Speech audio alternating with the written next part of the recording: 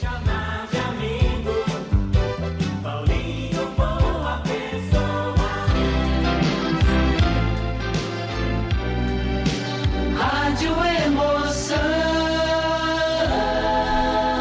Paulinho, boa pessoa.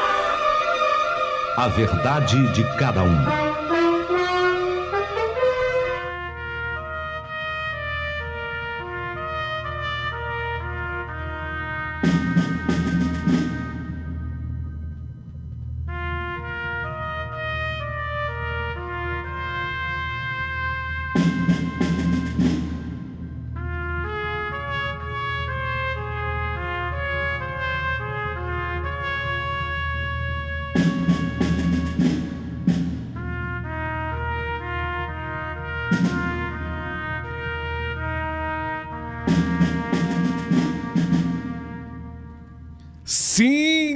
Sim, que beleza! É mais uma história da meia-noite. Você vai viver comigo agora.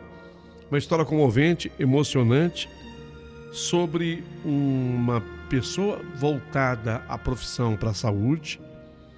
E na hora que ela ia fazer a cirurgia, ela tinha uma ajuda. É uma história muito tocante. Mas, Paulinho, peraí, mas não era uma médica auxiliar, não era um médico auxiliar? Essa ajuda da qual você fala não era de uma enfermeira?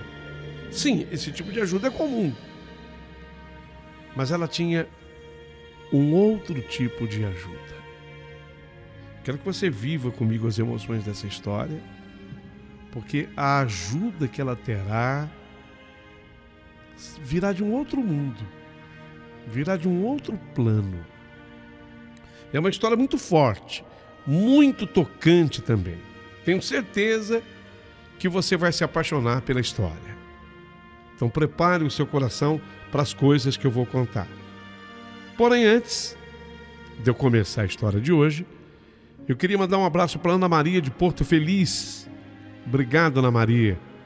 Brevemente eu vou estar colocando o seu áudio no ar. A Miriam de Santa Catarina. Samuel dos teclados, ô Samuel. Que lindo áudio você me mandou. Vou colocar no ar muito breve, viu, Samuel dos teclados? Miriam de Santa Catarina. Ana Maria de Porto Feliz. Ô Samuel, eu fiquei muito feliz com tudo que você falou aqui do Jeremias Neto também, viu? Muito obrigado. A Carmen Lúcia Adriano, Portal das Laranjeiras Caieiras. Foi um dos primeiros shows que eu fiz em São Paulo, quando eu vim do interior. Foi lá em Caieiras, num circo.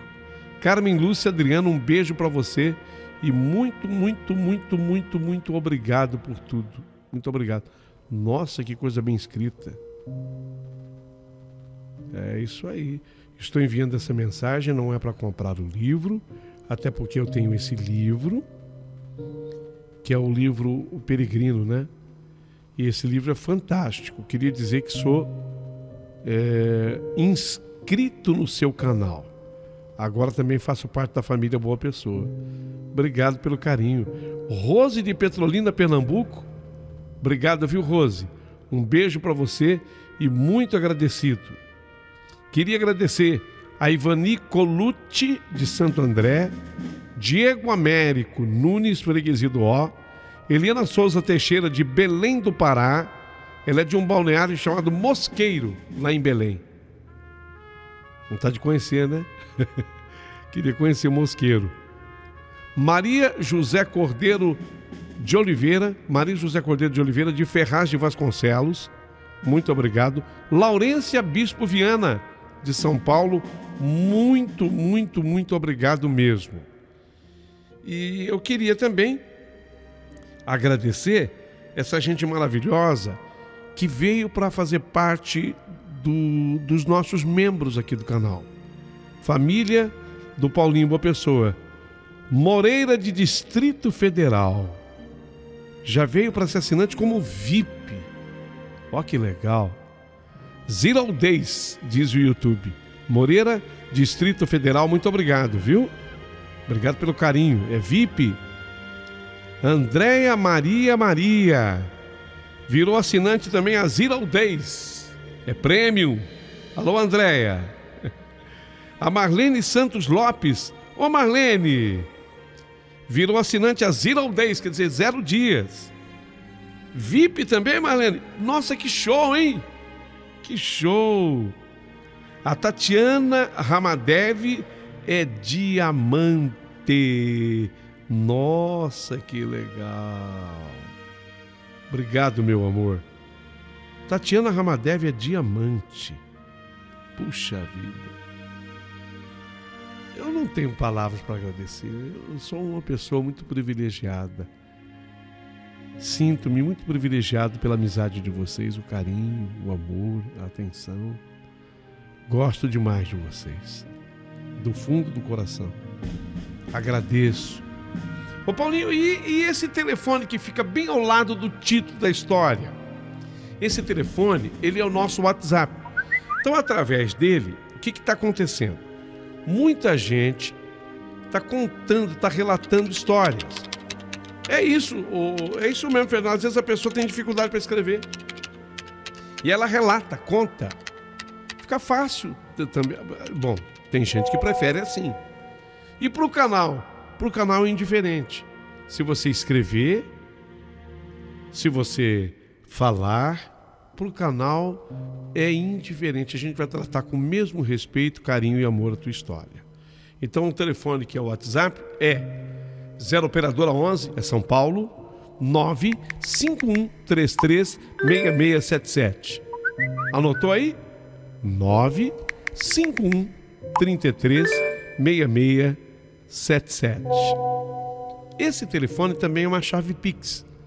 E aí é para quem queira auxiliar o canal, nos ajudar a apoiar o canal. A gente chama de apoiar o canal. Tem gente que estranha isso, mas isso é tão comum mundo afora. Esse apoio é muito importante. É do povo para o povo. O canal precisa sempre de você. Para que se mantenha, para que cresça, para que possa melhorar, para que possa progredir. Que eu tenho a impressão que tem muita gente que torce muito a nosso favor. Teve um dia uma moça que ela me escreveu dizendo assim: ô Paulinho, por que você não filma uma história dessa? Você não escolhe uma história dessas para fazer em vídeo mesmo, assim, contando a história em vídeo? Falei, meu Deus do céu, seria maravilhoso, né? Ter os atores, as atrizes, para viver pelo menos uma história. Seria muito legal. Mas, obviamente, que o canal precisa crescer um pouco mais para isso. A gente quer chegar lá. A gente quer sonhar. E sonhar não é proibido. Agora, você pode nos ajudar a fazer com que esses nossos sonhos se tornem um dia realidade. Auxilie e apoie da forma que você puder. Ok? Bem, mas agora é hora. Agora é hora e eu vou até cantar para vocês então, ó. Eu vou hoje fazer aqui uma introdução cantando para vocês prepararem o coração. Prepare o seu coração para a história que eu vou contar. A médica tinha um auxiliar, mas não sabia de onde viria. Ela não sabia explicar que o auxiliar era uma alma do outro lado do mistério. Vai começar agora.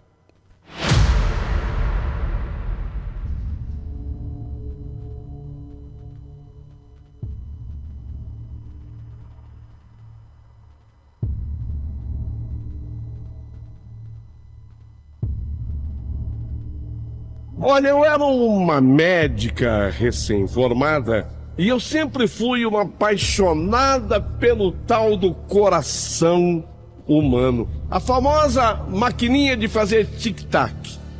O coração humano sempre foi a minha paixão. O que me chamava a atenção era justamente a sua força. O primeiro sinal de vida numa mulher grávida, quando o médico faz a auscultação, ele ouve um coração disparado. Aquilo é o primeiro sinal vital. Aquele pulsar de sangue sendo bombeado era um coraçãozinho, ainda minúsculo, mas já é um coração. O primeiro órgão a manifestar a vida num ventre. Aquele ser, se tudo correr bem, e especialmente o coração for bom, ao longo de 9 meses de gestação, virá à luz, nascerá, quando na verdade o seu coração já nasceu e viverá por longos e longos anos. Digamos que essa pessoa chegue aos 100 anos, pelo menos é o que eu desejo, 100 anos, e com essa idade a pessoa morra. O último órgão a parar será o seu coração, que terá vivido mais do que todos. Terá vivido então 100 anos e 9 meses. Que órgão fantástico é esse, capaz de sinalizar a vida e capaz de findá-la, anunciando a morte. Sem contar que disparado será o órgão mais citado ao longo de uma vida, na alegria e na tristeza. Será o órgão a disparar na descoberta do amor, será o órgão a sofrer nas despedidas, e todos os outros seres especiais se cruzarem o caminho do seu dono, nele, coração, serão guardadas todas as lembranças. E eu pergunto, tem lugar mais aconchegante para se ficar do que ser guardado dentro de um coração? E ainda quando a pessoa diz assim, ó, você mora no meu coração e não paga aluguel. Que delícia ouvir isso. Um coração adulto, ele tem o tamanho de um punho fechado. Ele pesa 340 gramas e dá 38 milhões de batidas por dia. Não, por dia não. São 38 milhões de batidas. Aí eu exagerei. São 38 milhões de batidas em um ano, né? Em um ano, sem nunca parar. Deus, na sua infinita sabedoria, fez o coração sem precisar de descanso. O coração não descansa. O coração não descansa. Através das mitocôndrias, verdadeiras usinas de energia, gerada pela respiração, o próprio oxigênio da respiração, descansa o coração. Seu músculo é o único que não se cansa. É o coração liso, o músculo dele é o liso cardíaco. É diferente de todos os órgãos. Coração, vivo coração, distribui sangue para todos os órgãos do corpo e para 75 trilhões de células. Todas as células do organismo, menos da córnea. As células da córnea são as únicas que não recebem sangue. Foi por esse órgão fantástico, o dono da vida, pelo qual eu me apaixonei. E eu quis estudar a fundo na medicina. Foi pelo coração. Foi assim que me tornei uma cardiologista. E nessa minha função abençoada, já tive a chance de salvar muitas vidas. E algumas vezes, eu senti também o meu coração apertar com algumas perdas. Mas essa era a minha vida de médica, a minha experiência médica, tratando do órgão mais fantástico do corpo humano, o coração.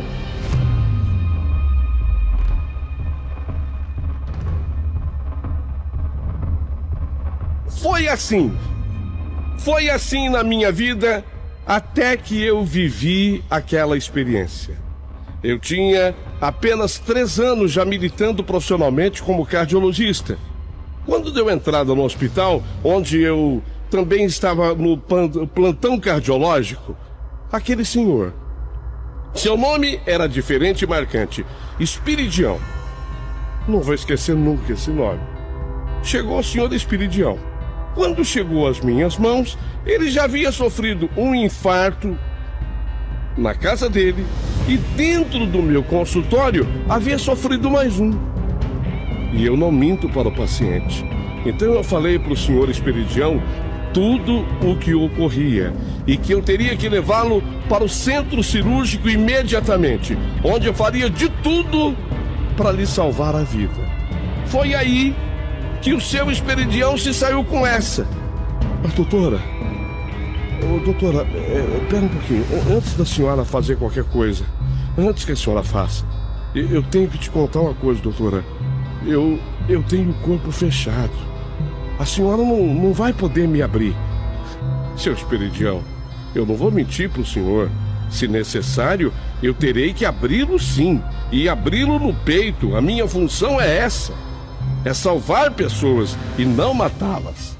O senhor infartou? Está infartando? E tudo tem que ser feito com urgência. Doutora, a senhora é tão novinha. Mas eu tô sentindo segurança na senhora, sabe? A senhora me passou segurança. Mas olha, escuta o que eu vou falar pra senhora. E a senhora vai ter que confiar em mim. Doutora, a senhora vai ter que acreditar em mim. O meu guia espiritual tá aqui. Tá falando comigo nesse instante. A senhora permite ter a ajuda do meu guia espiritual? Não entendi. Mas como assim, Esperidião? Eu vou conduzi-lo agora para o centro cirúrgico e eu não tenho tempo de esperar ninguém, não. Não, doutora, não. Não precisa esperar. Ele já está aqui comigo. E devidamente paramentado. O meu guia espiritual é médico formado também. Mas, seu Esperidião, eu não estou vendo ninguém. Só tem eu como médica aqui, como cardiologista aqui. Doutora, a senhora não pode mesmo ver. Não dá para a senhora ver o meu guia espiritual. Ele já morreu. Ele já morreu há mais de 80 anos. Mas ele está aqui agora comigo. E pronto para ajudar a senhora. Ele é um espírito. Eu só quero saber se a senhora permite a ajuda dele. A senhora aceita, doutora? O que eu ia falar? Achava aquilo uma loucura do seu Esperidião? Eu como médica achava aquilo uma loucura da parte dele?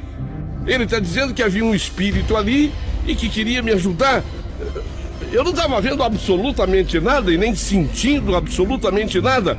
Mas já que ele me pedia e precisava de atendimento imediato, a senhora aceita, doutora? Seu Esperidião, se é pro seu bem, eu aceito a ajuda dele, sim. Se é para ajudar a salvar a sua vida, que seja muito bem-vindo. Aí eu senti que o senhor Esperidião me apertou a mão. Apesar das dores que ele pudesse sentir naquele momento, ele me agradecia. Senti que, de certa forma, na minha resposta, eu já tinha feito um bem para o paciente.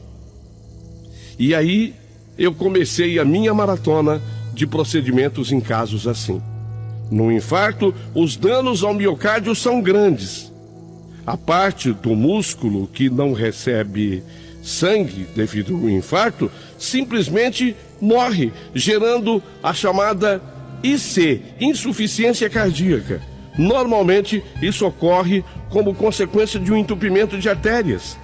Na emergência, se faz tudo de uma vez e os danos do senhor Esperidião eram grandes.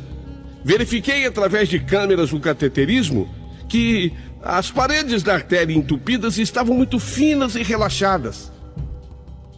Era perigosíssimo o rompimento. Na tentativa de colocar um stent, as veias poderiam não suportar e explodirem. E não era só isso. A preocupação com a grande parte ofendida do miocárdio era um caso bem complexo, bem complicado. Havia eminente risco de morrer. O seu Esperidião poderia morrer nas minhas mãos. Mas enquanto eu me ocupava com o miocárdio, alguma coisa extremamente misteriosa acontecia. Enquanto eu me ocupava com o músculo cardíaco, alguma coisa aconteceu com a artéria entupida. A parede da artéria, que estava praticamente destruída, a artéria havia sido desentupida e a parede da artéria ganhou de novo, elasticidade? Sim, Sim, era o que eu via e me parecia normal. Eu só acreditava porque as imagens não mentem jamais e eu via tudo no monitor. O médico, tinha um médico agora plantonista que também me ajudava, me auxiliava, me acompanhava. Chegou a falar que nem de estente talvez precisasse. Porque a artéria havia sido reparada. Que estava tudo certo. Sem contar que grande parte atingida pelo infarto do miocárdio havia voltado ao normal na pulsação do miocárdio. Que explicação havia para aquilo tudo que estava acontecendo? Horas depois, senhor Esperidião já estava em seu quarto conversando, dando a impressão de que nada havia lhe acontecido. Olha, não havia outra coisa a fazer a não ser dar alta para ele. Ele me agradeceu tanto e disse-me que o seu guia espiritual havia feito grandes elogios a meu respeito, para ele. Mas que o guia jamais seria invasivo e estaria sempre pronto para me ajudar, mas desde que eu permitisse. Quando eu sentisse que uma situação mais complicada se apresentasse, bastava que eu chamasse Dr. Varríquio, que eu dissesse: me ajuda aqui, Dr. Varríquio, me dá uma mão, Dr. Varríquio. Era o guia espiritual dele, Dr. Varríquio. Tá bom, doutora? Pelo sim, pelo não. Tá bom, Espiridião. Dr. Varríquio. Tá certo. Pelo sim e pelo não, agradeci o senhor Espiridião. E assim, o tempo correu. Quantas vezes eu estava realizando uma cirurgia mais complexa. De repente a coisa apertava, se complicava mesmo. E eu em pensamento nessa hora, peraí, por que não? Eu lembrava do Dr. Varríquio. Se puder me ajudar. Eu pensava na hora, Dr. Varríquio, se puder me ajudar, era incrível. Mas sempre uma nova ideia surgia. E a partir daí, as coisas caminhavam bem. E eu acabava obtendo bons resultados. Mesmo assim, em algumas vezes acontecia de eu perder o paciente. E quando isso ocorria, eu acabava tendo algum sonho onde me era dito por alguém que existem casos cujos desfechos não podem ser mudados. E isso poderia até me fazer questionar o meu próprio papel de médica, mas recolhi-me na minha pequenez humana e simplesmente aceitei. Anos mais se passaram. 33 anos depois desses fatos, 33 anos depois, eu sofri um AVC. Eu estava de férias e demorei 4 horas para ser socorrida. Dizem meus familiares que eu dei entrada praticamente sem vida no hospital, 4 horas depois de ter sofrido um AVC. Entrei muito mais morta do que viva. Mas o que ninguém sabia é que durante todo esse tempo eu tinha começado a ter um sonho. Eu comecei, sofrendo o AVC, eu comecei a sonhar com o senhor Esperidião, aquele paciente meu. Aquele que eu havia atendido tinha 33 anos. Eu comecei a sonhar com o senhor Esperidião, aquele paciente do qual eu nunca havia me esquecido. Ele estava no sonho, todo vestido de branco, e ele me apresentou para que eu conhecesse o Dr. Varríquio. Doutora, esse aqui é o Dr. Varríquio. Estou tendo a satisfação de apresentá-los. Isso tudo num sonho. Foi a primeira vez que eu vi a figura daquele antigo médico. Prazer, Dr. Varríquio. O cumprimentei no sonho e até o agradeci. Muito obrigado, viu, por toda a ajuda que o senhor me deu ao longo da minha vida. Ele Dr. Varríquio, ele inverteu os agradecimentos e disse que ele sim tinha muito a me agradecer por eu ter permitido receber a sua ajuda. Foi quando ele me falou, no sonho, isso tudo no sonho: olha, você sofreu um grave AVC, mas hoje é dia da ciência evoluir com a solução do seu caso. Hoje eu vou te operar. Os médicos do seu atendimento serão importantíssimos, mas eu vou operar a senhora, doutora. Sua vida será salva e seu caso ficará registrado nos livros para servir a outras pessoas que sofrerão algo parecido no futuro. Porque tudo nessa vida tem uma razão de ser e não cai sequer uma folha de uma árvore que não seja da vontade do Supremo Criador do Universo, o grande arquiteto do Universo. E eu, no sonho, agradeci ao Dr. Varríquio e eu consegui sair do meu corpo. Sabe, teve um momento que eu saí do meu corpo e eu fiquei praticamente no teto do centro cirúrgico, de onde eu assistia cada passo da minha cirurgia, com aqueles médicos todos. Eram 4, mas havia um 5º elemento, que eles não viam, mas eu sim. Era o Dr. Varríquio. O Dr. Varríquio estava entre eles. Tudo correu bem. Minha recuperação foi absoluta e total. E de fato, nesse dia, foi desenvolvida uma nova técnica no desvio de vasos cerebrais, o que fez evoluir um pouquinho mais esse tipo de cirurgia.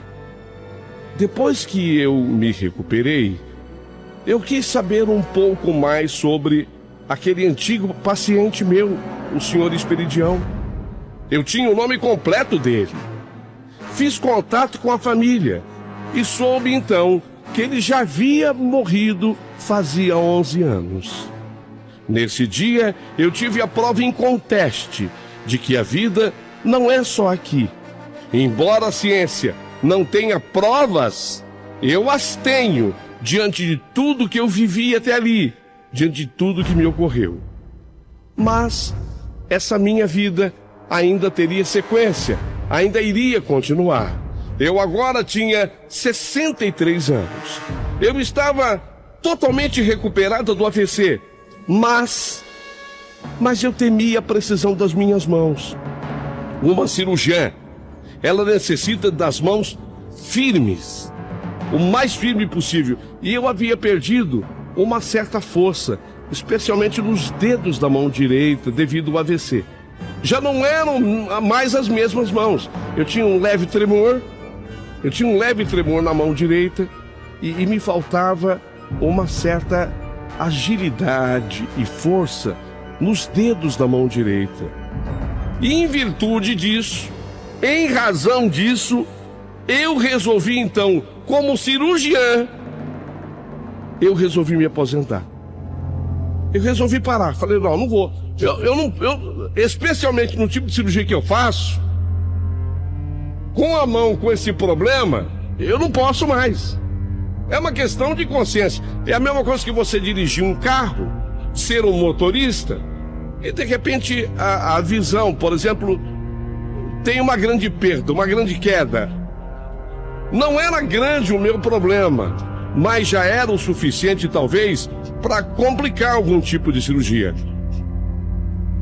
Aos 63 anos, eu resolvi me aposentar como cirurgiã. Fiquei insegura. Eu tinha medo de operar novamente. Por isso, eu me limitava a atender no meu consultório. Mas como cirurgiã, eu havia parado. Eu tomei a decisão. Mas será que a vida é assim? Eis a questão. Será que a vida é assim? De repente eu estou lá no meu consultório de cardiologista, quando chega Verônica, neta de uma antiga paciente minha. A Verônica era neta de uma antiga paciente minha. Essa Verônica teve uma bebezinha linda de nome Bia. Mas essa menininha havia nascido com uma limitação ventricular, a formação anômala das paredes do ventrículo, especialmente o direito. O caso da menininha era cirúrgico. E essa, a Verônica, uma moça, uma jovem mãe, ela me procurou. Doutora, eu tô aqui na senhora hoje. Me relatou o problema da filha. E eu só tenho coragem de entregar a minha filha nas suas mãos para ser operada, doutor. É uma cirurgia do coração. Verônica, eu tô te entendendo, mas olha, eu não tô operando mais. Eu não sei se você soube, eu sofri um AVC. Sim, eu sei. Mas eu vim te pedir, doutora Verônica, escuta, olha, há profissionais fantásticos para isso. E eu posso te garantir que esses jovens médicos hoje, eles estão muitíssimo bem preparados e melhores do que eu. Não, doutora, não. Eu estou aqui para pedir para a senhora e, se preciso, eu vou ficar de joelhos para implorar se necessário. Eu aprendi a confiar na senhora com a minha avó. Ela me relatou o caso da avó dela. Mas, Verônica, eu voltei a falar. Sofri um AVC, eu não sei mais sobre a precisão das minhas mãos. Doutor, eu imploro. Opera, minha filha. Opera. Eu sonhei com a minha avó, Alice. A senhora sabe que a minha avó já faleceu. Ela já morreu. E eu sonhei com ela, doutora. E ela me falou que tem que ser a senhora. Para operar a Bia, minha filha, tem que ser a senhora. Quando ela falou assim, veio tudo à minha mente. Veio o senhor Espiridião, o doutor Varric, e agora a avó dela, Alice, que havia sido minha paciente e que tinha aparecido para ela em sonho, em espírito. Foi nessa hora que eu abri a minha agenda de maneira aleatória e eu vi a seguinte frase. Eu abri assim a agenda de maneira aleatória e caiu nessa frase anotada na agência: vá e faça o que tem que ser feito. Não é possível. Quando eu abri assim a agenda, eu pensei comigo: não é possível. Vá e faça o que tem que ser feito. Uma frase que eu havia extraído de um livro. Mas ali era uma resposta. E eu falei para Verônica: Verônica, diante do exposto por você, eu vou te atender. Doutora, não tenho palavras para agradecer. A senhora não pode imaginar o quanto a minha família confia na senhora. Esteja consciente. Tá certo, Verônica? Esteja você consciente. Eu já tinha parado de operar. Eu já tinha parado com as cirurgias. Mas eu não posso negar o seu pedido.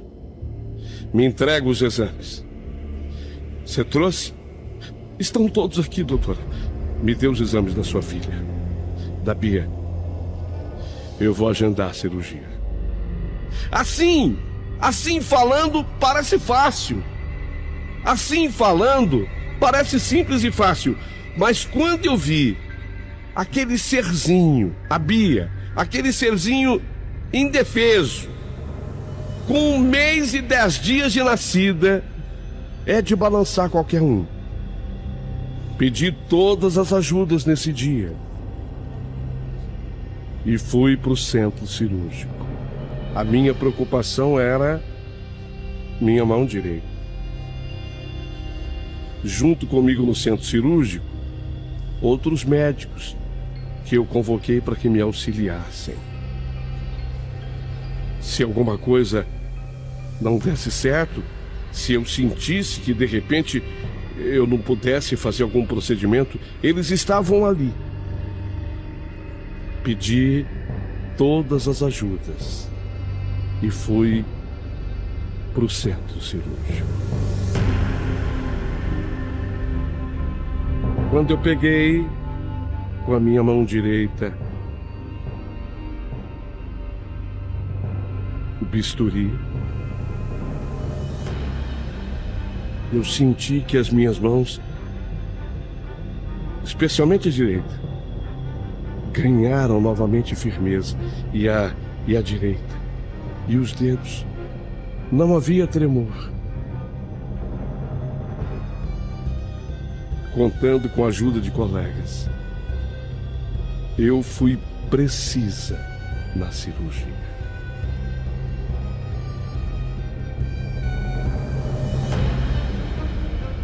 Cirurgias assim são demoradas. Algumas chegam até a 8 horas. Nesse caso, quase a metade do tempo. 4 horas e meia. 4 horas e meia.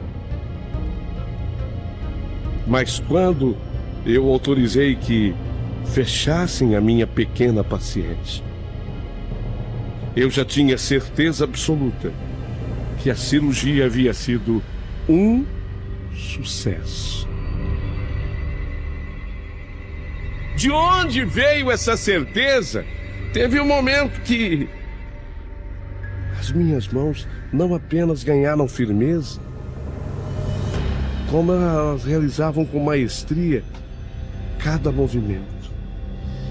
E parece que havia uma luz extraordinária, além de todas as que estavam acesas no centro cirúrgico.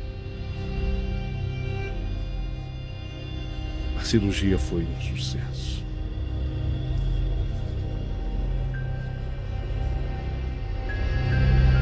Saí do centro cirúrgico, abracei Verônica, a mãe, Bruno, o pai. Eles me agradeceram e, graças a Deus, a Bia está muito bem de saúde. Foi, digamos, a minha cirurgia de despedida. Porque eu entendi que aquela foi especial. Aquela cirurgia, ela foi especial. Não era uma cirurgia qualquer. Havia muita indicação para que eu fizesse aquela operação. Depois disso, tudo que me aconteceu, eu tenho comigo um pensamento. Comecei a escrever um livro. Não está concluído. Mas assim que eu concluí-lo, eu quero comunicá-lo, Paulinho Boa Pessoa, contando os detalhes de toda a minha carreira e de tudo o que aconteceu na vida dessa médica, que por hora lhe pede, por favor, não divulgue o meu nome. Eu sei que este canal tem sido uma bênção e sucesso na vida de tantas pessoas. Gostaria, a partir desse momento, que elas pudessem mandar para cá o seu comentário, porque cada história, por mais importante que cada história seja, essa importância fica muito maior diante do comentário de cada um. Eu espero a sua verdade em A Verdade de Cada Um, aqui nesse canal, através do seu comentário.